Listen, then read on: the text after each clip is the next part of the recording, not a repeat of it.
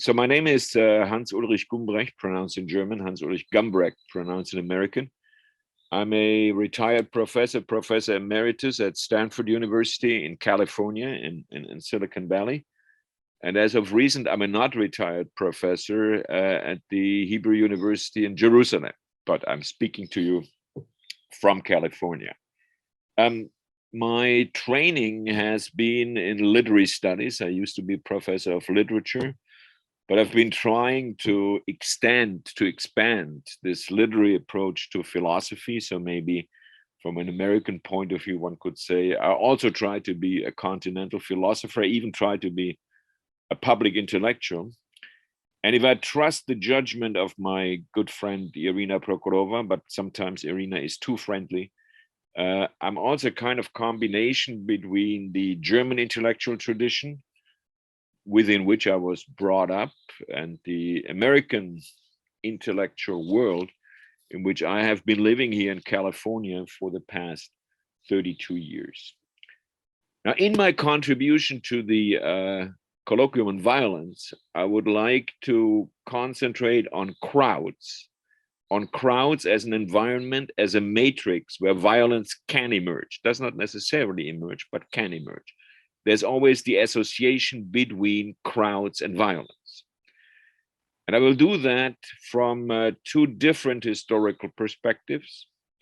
One is the crowds in revolutionary events. Yeah, I mean, if you think of the French Revolution, for example, the famous storm on the Bastille, la prise de la Bastille, this was supposed to be a crowd without any leader who was forcing its way into that fortress, thus beginning on July 14th, 1789, the French Revolution.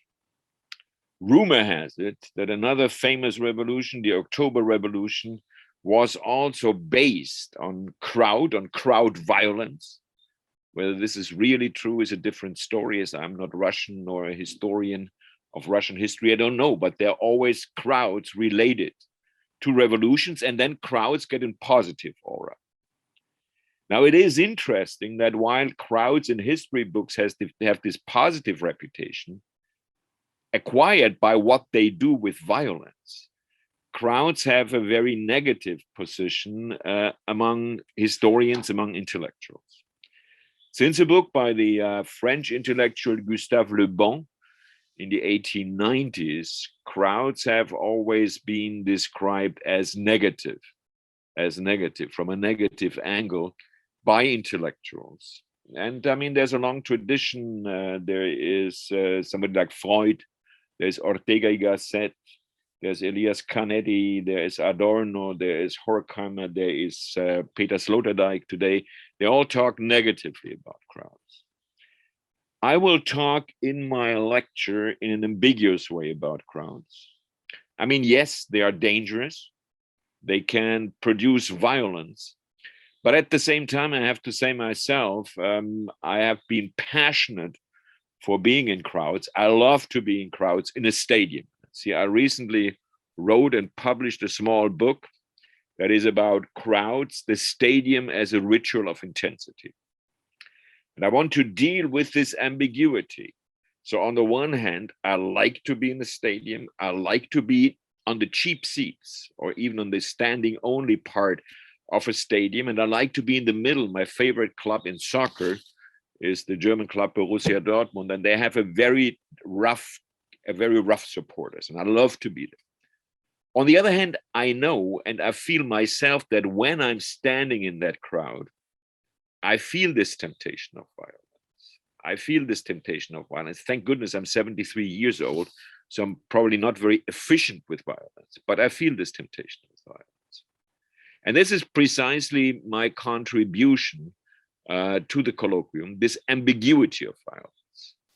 There is something fascinating about being in a crowd. There is something fascinating about this potential of violence that we like to feel. It is a feeling of intensity. And on the other side, there is this danger about crowds. So that little book that I have would probably be, well, could be useful for some of you because it came out in German, came out in Russian. It came not out in Russian, came out in English. But as everybody who likes to speak, and you have now realized that I really like to speak, I hope that some of you who hear this announcement will be on May 29th on this discussion and will follow our presentations and our debates about violence.